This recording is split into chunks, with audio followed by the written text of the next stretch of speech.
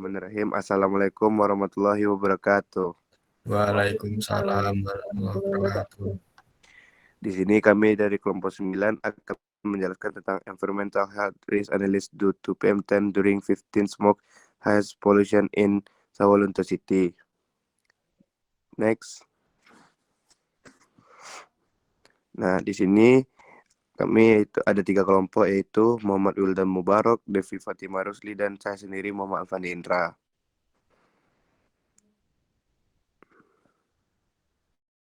Nah, pada presentasi kali ini kami ada beberapa poin pembahasan, yaitu identifikasi hazard, yang kedua hazard transportasi hazard, yang ketiga karakterisasi hazard, dan keempat manajemen hazard.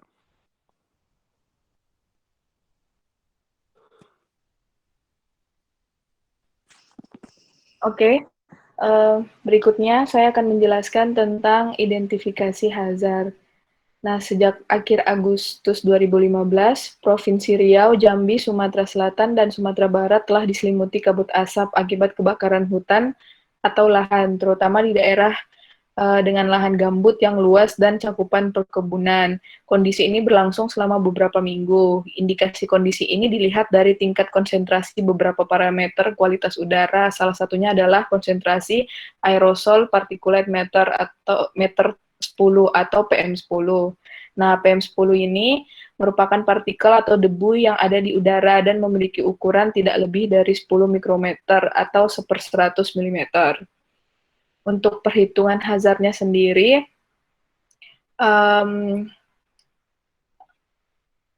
di sini kami memiliki 2 hazard. Di dalam jurnal yang telah kami baca ini memiliki 2 hazard. Yang pertama itu ada PM10, dan di dalam PM10 ini ada kandungan anorganik berupa logam yang bersifat karsinogen dan non-karsinogen. Di mana perhitungan hazardnya di sini adalah yang pertama menghitung nilai chronic daily intake atau CDE dengan persamaan sebagai berikut, di mana TD didapatkan dengan rumus sebagai berikut, dan di mana C adalah konsentrasi logam dalam PM10 dan E adalah pengendapan PM10 yang dihitung dengan persamaan berikut. Next. Berikutnya, nilai RFD, RFC, dan SV ditemukan di laman EPA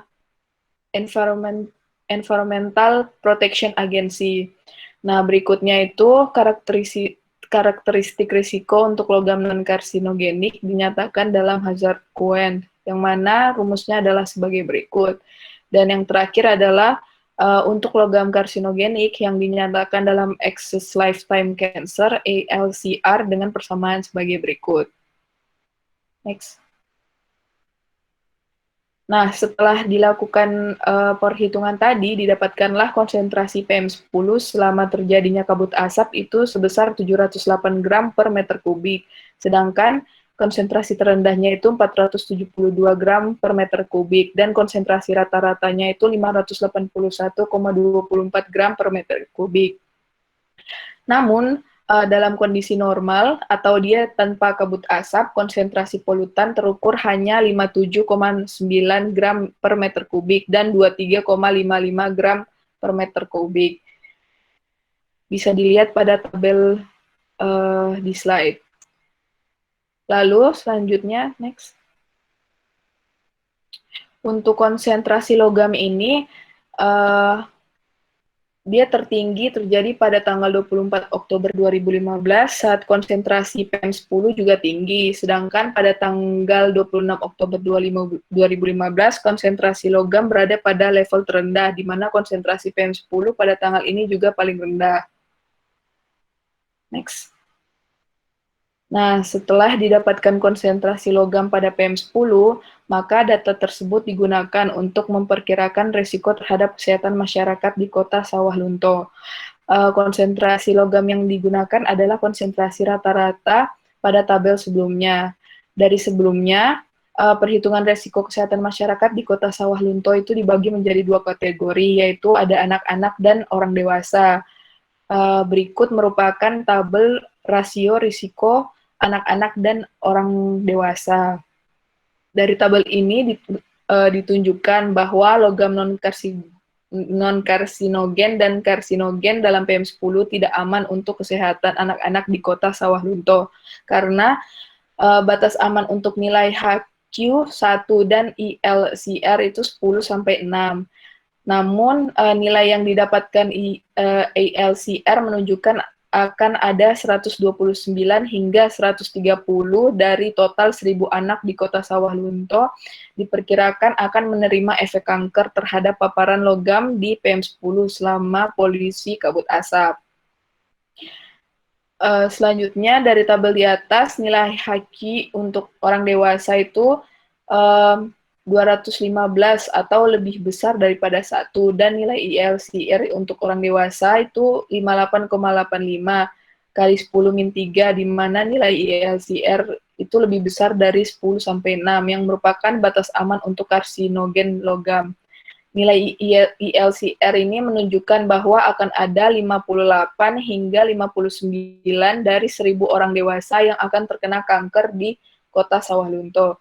Sedangkan untuk logam non-karsinogenik, kita dapat melihat rasio risiko dari tabel di atas yang akan diterima oleh anak-anak dan orang dewasa akibat paparan konsentrasi logam tersebut dan karsinogen PM10 di kota Sawah Lunto.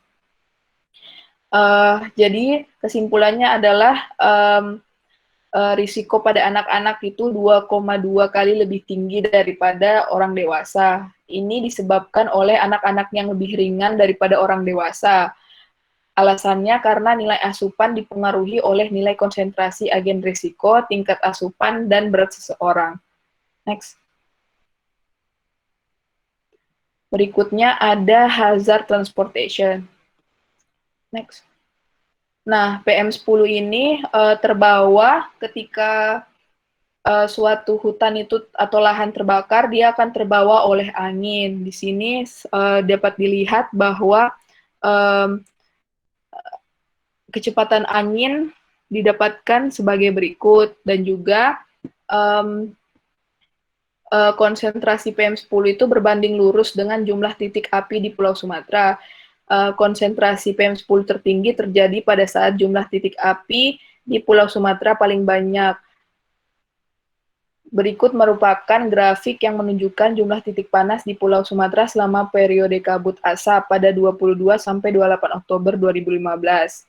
Nah, nanti ketika PM10 ini terbawa angin, dia akan terhirup oleh manusia, dan PM10 ini bisa masuk hingga ke kerongkongan. Namun ada beberapa PM10 yang dapat masuk juga ke paru-paru. Next.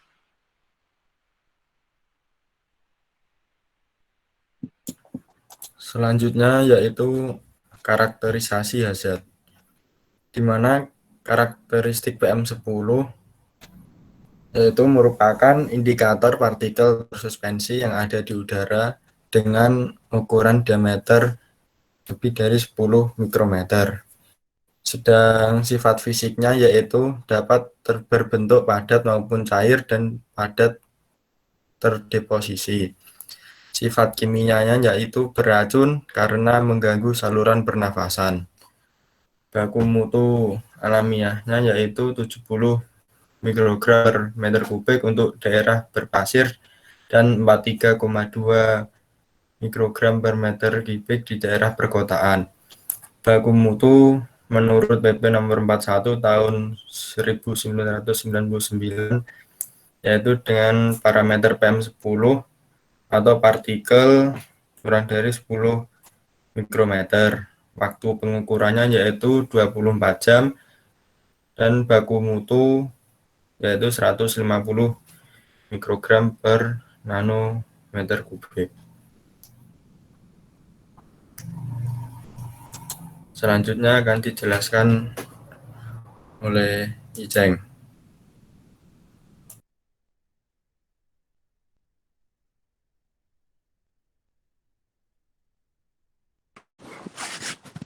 Selanjutnya itu manajemen hazard.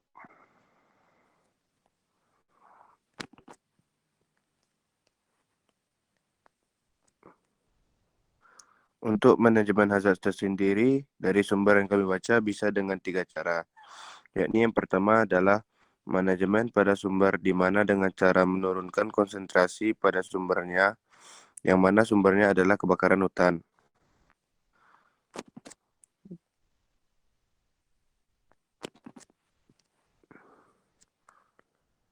Cara menurunkan konsentrasi PM10 dari kebakaran hutan adalah dengan menyemprotkan air dengan menggunakan pesawat sehingga PM10 tadi akan larut dalam air dan tidak terhirup.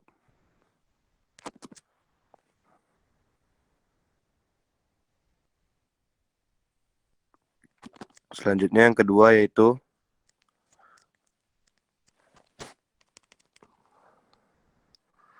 dengan cara manajemen pada waktu pajanan, di mana diusahakan segala bentuk kegiatan di sekitar sumber dihentikan dan masyarakat sekitar disuruh untuk mengungsi terlebih dahulu, sehingga waktu pajanan akan berkurang. Dan cara yang terakhir adalah dengan manajemen pada objek terpapar atau dengan kata lain menggunakan masker sesuai dengan standar yang berlaku dan disediakan. Serta alat pelindung diri lainnya agar tidak terhirup ke dalam paru-paru. Pada hewan juga diusahakan agar dilakukan rescue dan penyelamatan satwa-satwa sehingga terhindar dari sumber bahaya yang ada. Next.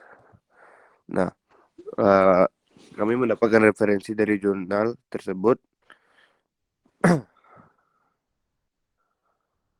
Sekian dari presentasi kami. Mohon maaf bila ada kekurangan. Wabillahi taufiq wal hidayah. Wassalamualaikum warahmatullahi wabarakatuh. Waalaikumsalam warahmatullahi wabarakatuh.